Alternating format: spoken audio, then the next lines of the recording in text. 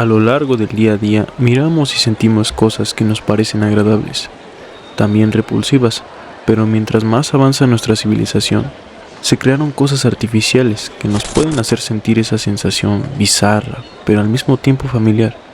Pero, ¿por qué? Bueno, esto no es mera casualidad y tiene un motivo. Últimamente se ha vuelto muy popular un trend en TikTok que ha generado inquietud en la comunidad. Muchos lo conocen como Uncanny Valley o también Valle Inquietante. ¿En qué consiste? Bueno, el Valle Inquietante hace referencia a la reacción de miedo o desagrado al ver la presencia de una figura con un gran parecido a los humanos, pero que no termina de ser algo íntegro. Es decir, algo que no es completamente un humano. A menudo la gente ha empezado a notar figuras antropomórficas como robots o androides, con gran realismo. Esto les causa algún tipo de repulsión, lo que ha llevado a mucha gente a teorizar o especular del porqué de estos comportamientos. Pero, ¿cómo comenzó todo esto? Supongo que para este punto pensarás que el Valle Inquietante es una hipótesis nueva, por todo lo que te he contado, pero de esto ya se ha estado hablando desde hace un tiempo. Esta se originó en los 70 por un robotista japonés llamado Masahiro Mori. Él hace alusión a una gráfica donde hay un punto en el que la semejanza al ser humano causa ese rechazo. A ese punto de inflexión se le conoce como el Valle Inquietante. Mori no recibió tanta atención en ese tiempo, pero no fue hasta 2005 cuando esta empezó a tomar más popularidad y campos como la robótica, el cine y las ciencias empezaron a tomarla en cuenta. Muchos investigadores han intentado comprobar este concepto, pero muchos lo han refutado, diciendo que mucha gente no siente esa misma sensación y que podría ser un comportamiento que se hace de experiencias previas. Este concepto de Mori ha quedado en la vaguedad, pero lo interesante viene de las teorías que se han hecho de este fenómeno.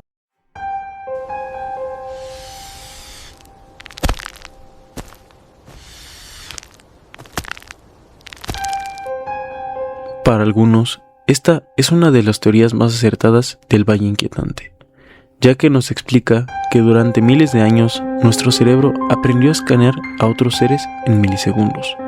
Si detectaba una simetría sutil, una rigidez en la piel o una mirada vacía, activaba las alarmas de inmediato. Para nuestros ancestros, estos pequeños errores visuales significaban una sola cosa: infección, peste, deformidad contagiosa o muerte. El asco y el terror que sientes hoy ante una figura artificial es en realidad un mecanismo de defensa biológico. Aprendimos que huir de lo que se ve casi humano es para no morir enfermos. Pero esto no explica del todo del por qué sentimos esa incomodidad al ver algo sumamente semejante a nosotros, pero con características diferentes. ¿Habrá algo más?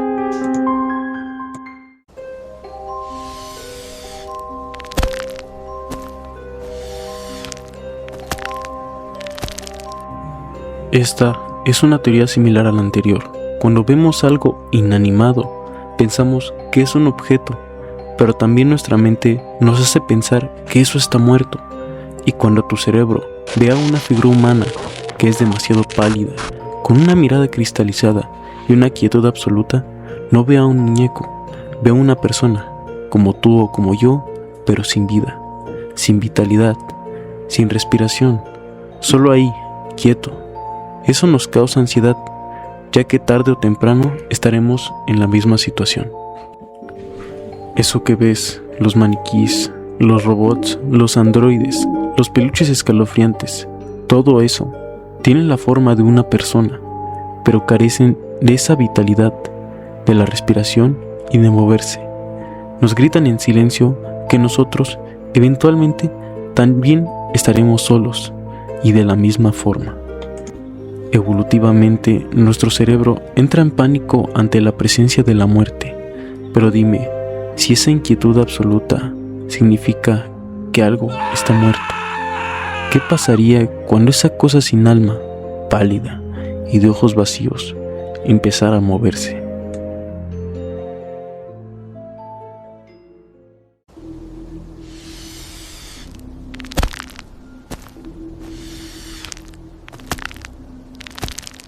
Ahora, la teoría más escalofriante en mi opinión. Canales como Dross ya han hablado de este tema, y es que se sugiere que el rechazo instintivo que sentimos hacia androides o cadáveres no es solo cultural, sino una defensa evolutiva.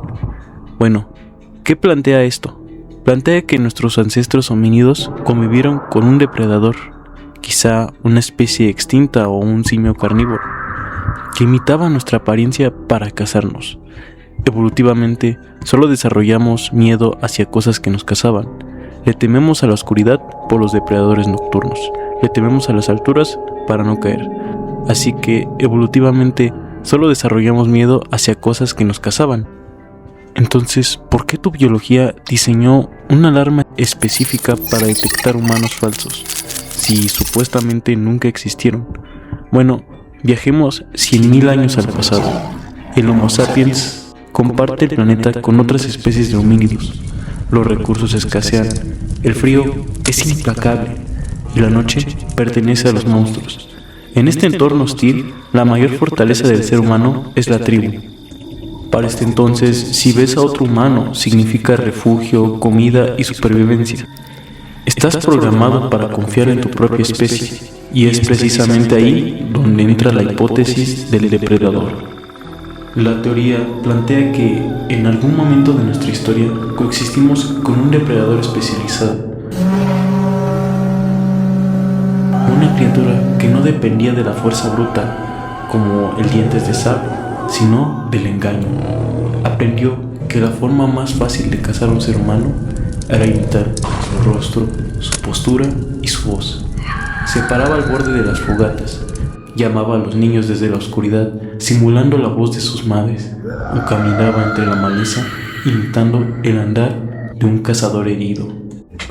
Aunque la ciencia aún debata los límites de este fenómeno, es innegable el profundo impacto psicológico que el Valle Inquietante tiene en nosotros.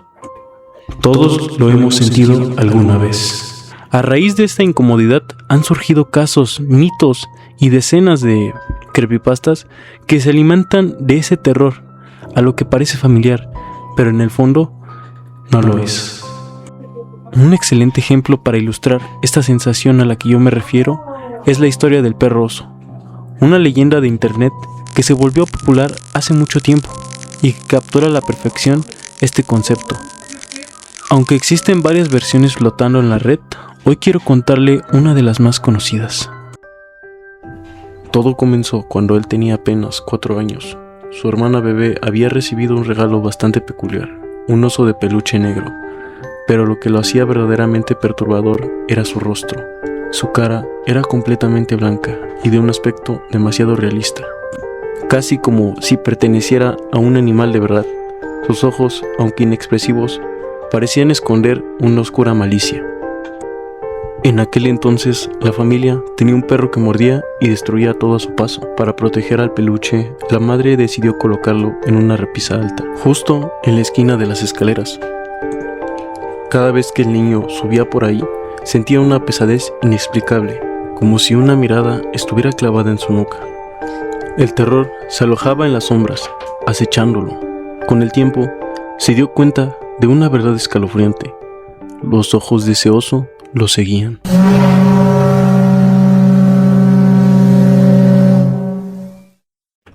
Cinco años después, su hermana perdió el interés en el juguete, y la madre decidió guardarlo en un juguetero, precisamente dentro de la habitación del niño.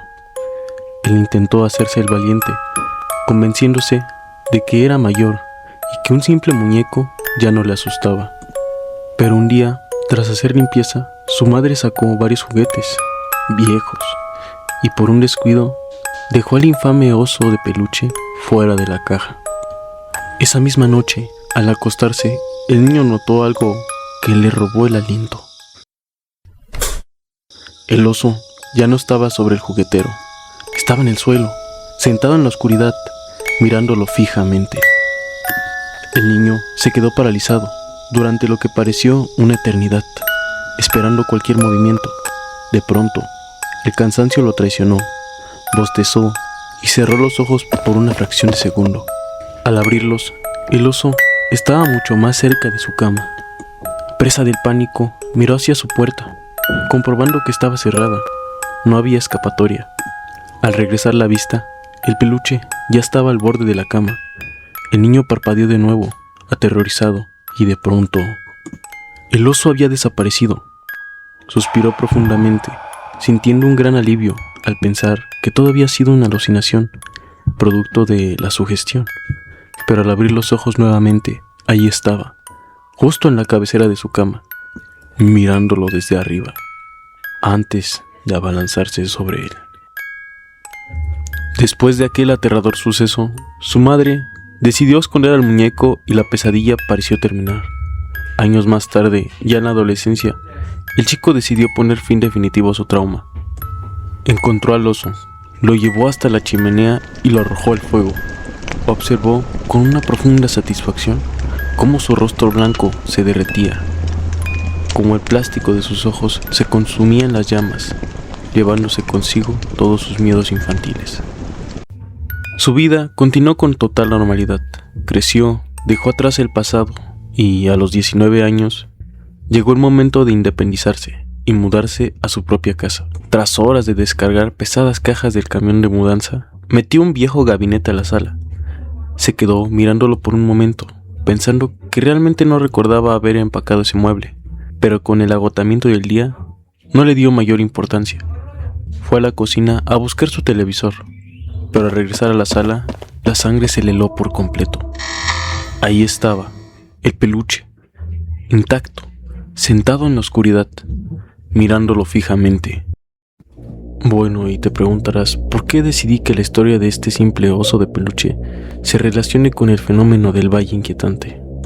Bueno, aunque la historia del perro oso sea solo una leyenda, no quita el hecho de que al ver estas imágenes sintamos algo de extrañez, como una familiaridad, pero al mismo tiempo nos hacen sentir incómodos.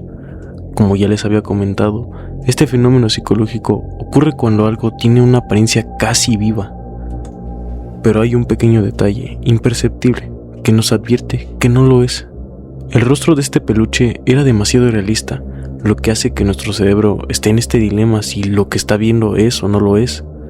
Reconoce las facciones de un ser vivo, sí, pero nota que les falta alma en sus ojos inexpresivos y estáticos.